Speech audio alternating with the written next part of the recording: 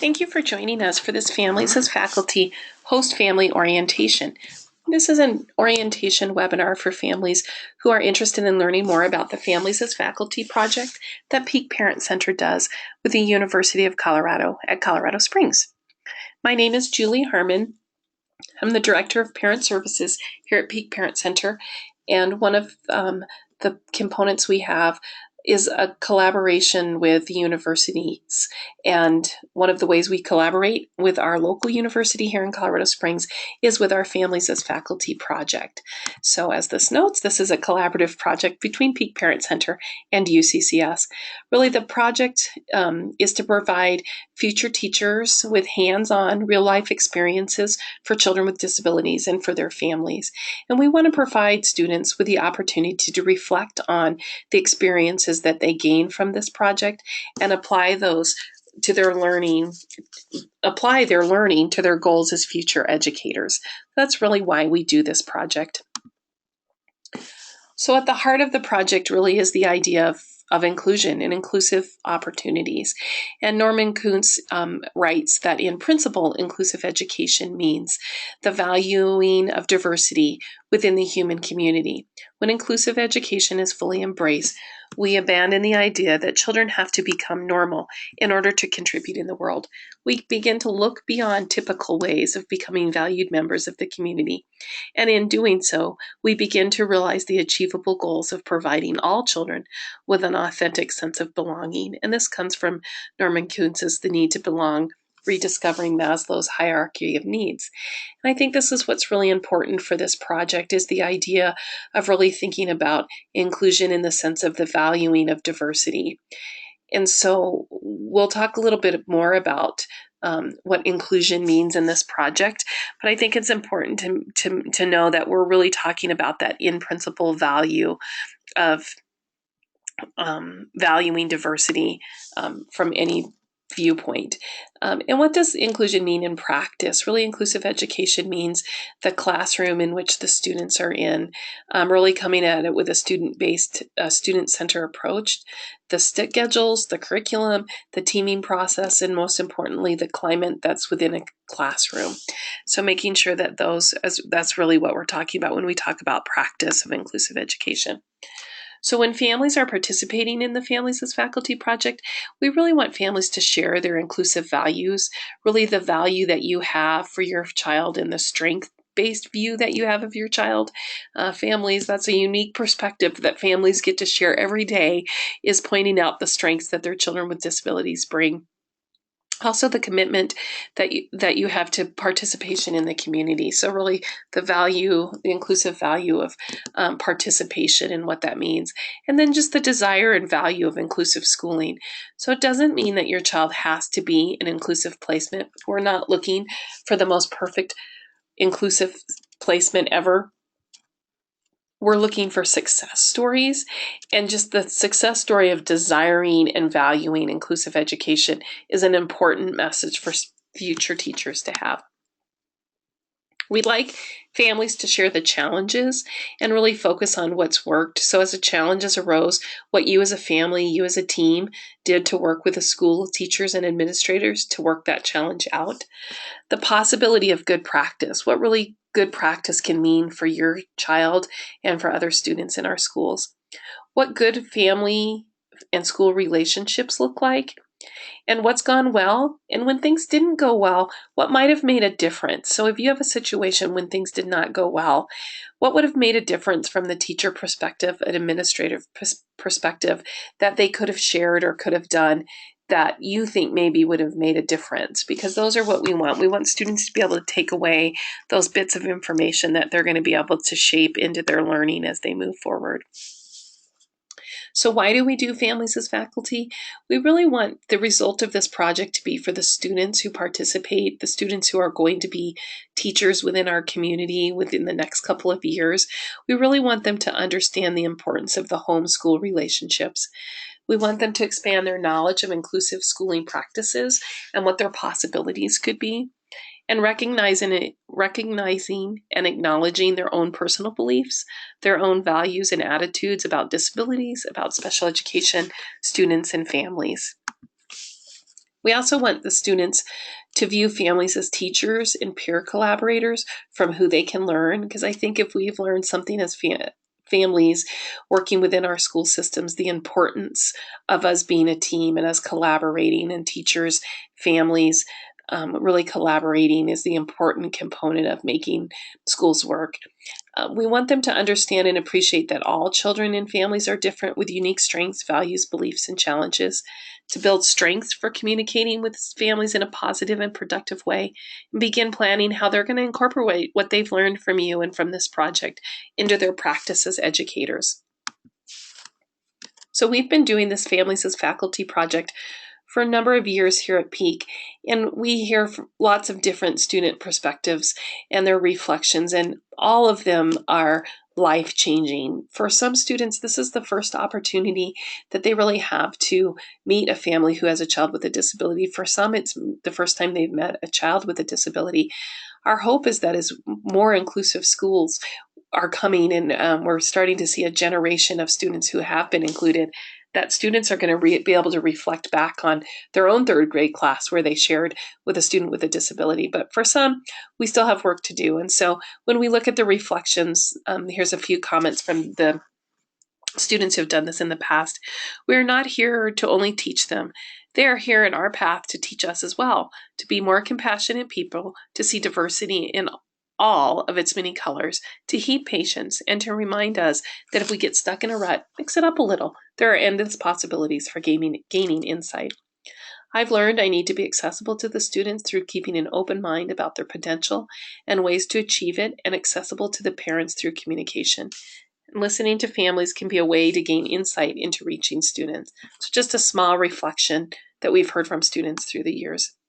So the project responsibilities, the university students have the responsibility of attending an orientation with Peak staff, where we'll cover similar information to what we're covering in this webinar. We'll meet personally with the students and really make sure that they understand what their responsibilities are, and also understand what your responsibilities are as a family.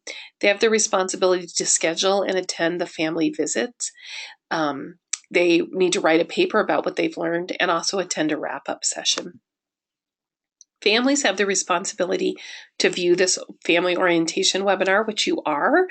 If you're interested in participating in the Families as Faculty, we ask that you fill out and turn in a family information sheet, which I can email you that information if you're interested.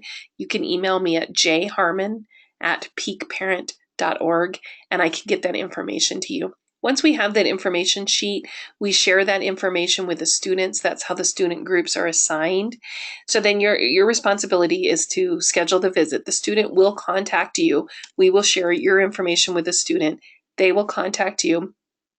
They'll schedule the visit. We ask the students to be flexible, and we ask the families to try to be as flexible as best you can to be able to get these scheduled. The students, we understand families are very busy. Students also have commitments to their classes and getting this work done. As I choke here. So we ask that if the students have trouble finding a date that works, or if you families have trouble finding a date that works, just let me know, and we can move students around. If you're going to be on vacation at the opposite time that a student maybe is going to be out of town, let me know and we can work on that. We ask that families prepare for the visit. And then lastly, we ask that you fill out and return the family visitation evaluation form, which I'll email to you if you're interested in participating, and also the stipend form.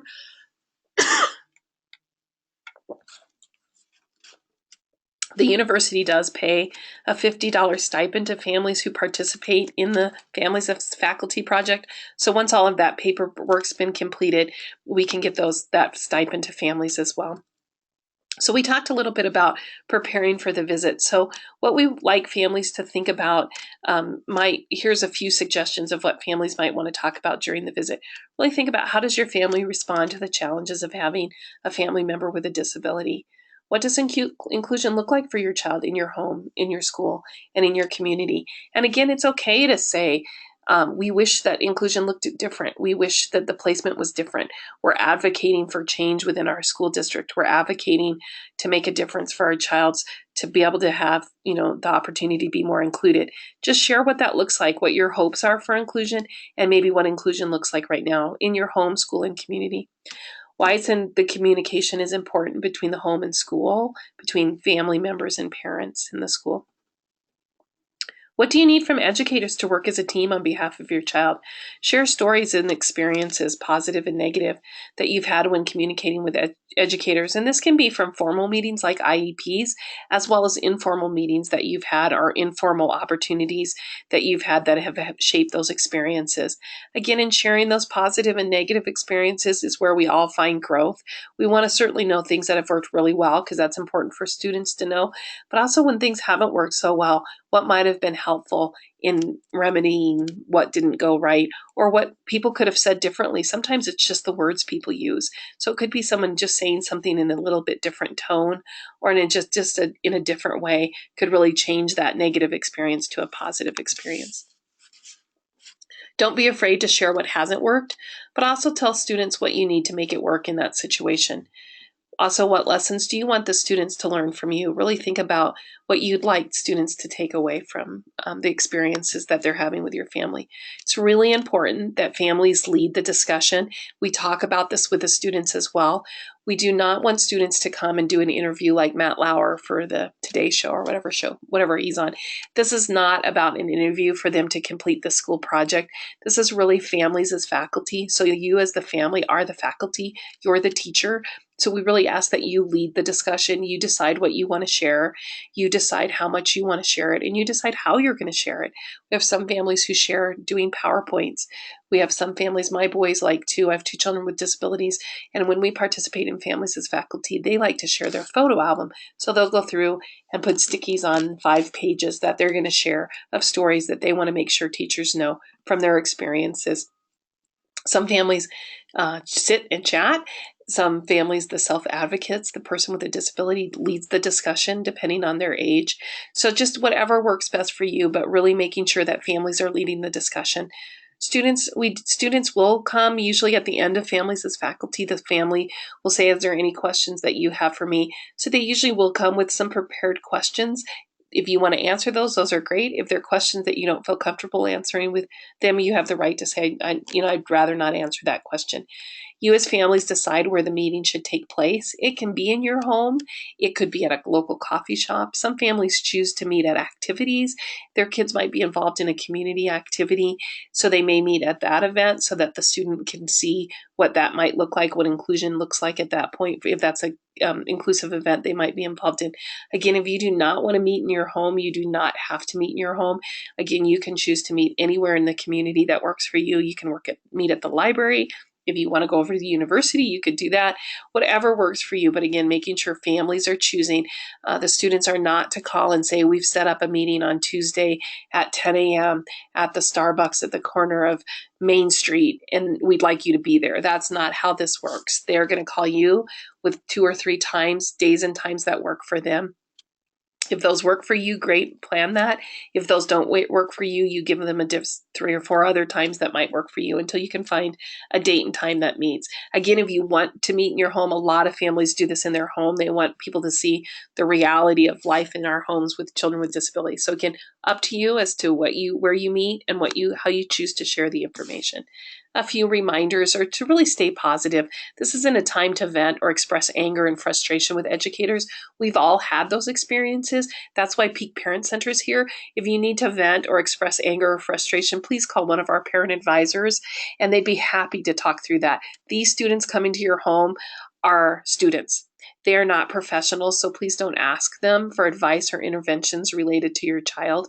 Don't ask them, and if they offer you, we talk to students about that as well, to not be offering professional advice to their students.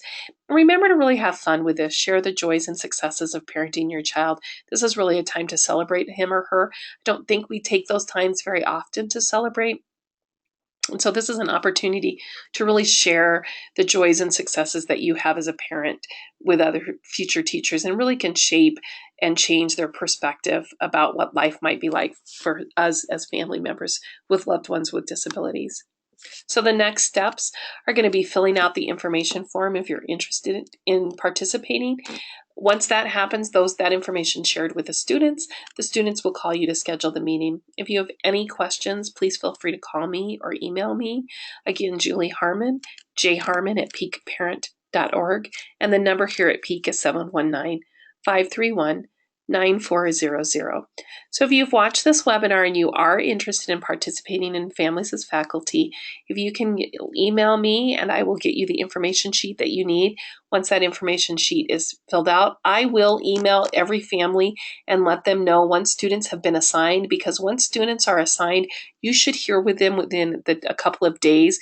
We recommend that students contact you the day that we assign families, or at least the next day, because they're on a tight time frame to get everything completed within this semester. So they have a certain amount of time to meet with the family, and then they need to get the reflection papers done in time. So those are all of the things that need to happen. So if you have any trouble once you've been assigned a student, don't hesitate to call me. If you have an emergency or something comes up and you're unable to participate in Families as Faculty, once students have been assigned, if you can let me know that as soon as possible, and then I can make sure I get another family in the place. The other thing I want to remind you, if you do participate in Families as Faculty, is that you will meet with the students one time. You will meet with a group of students, 2 to 3 students at the most, one time. You're not required to meet with students individually. It's their responsibility to find a time that works for their group to meet with you as a family. Again, you will meet with a group of students one time. If you have any questions about that as well, if we were to need more families, we may ask a couple families to do this more than once, but you would be aware of that. So again, you should be contacted by a group of students to set up a meeting. That's one meeting, usually about 2 to 3 hour long meeting, and again with one group of students. I appreciate you taking the time and watching this webinar. I hope this is something that you're interested in. I think we have the great opportunity to really shape the future educators, the next generation of students who are going to be working with the next generation of people with disabilities. And I can't think of a better person or a better group of people to teach than our loved ones with disabilities. I mean, as I reflect back on the past years with my 2 boys, they're the ones who have taught me the most. And so I think it's our responsibility to take that forward and pay that forward, and let our self-advocates and our families really teach these educators what's important to us as families, and the importance of inclusion, and the importance of valuing students and kids with disabilities. So again, if you have questions, please don't hesitate to contact me. I appreciate your time. Thank you.